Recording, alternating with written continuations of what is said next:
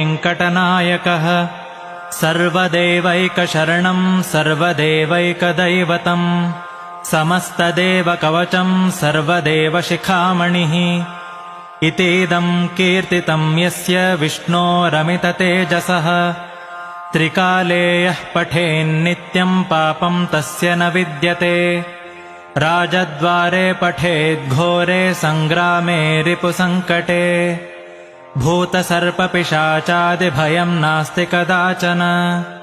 अपुत्रो लभते पुत्रान् निर्धनो धनवान् भवेत् रोगार्तो मुच्यते रोगात् बद्धो मुच्येत बन्धनात् यद्यदिष्टतमं लोके तत्तत् प्राप्नोत्यसंशयः ऐश्वर्यं राजसन्मानं भक्तिमुक्तिफलप्रदम् विष्णोर्लोकैकसोपानं सर्वदुःखैकनाशनम्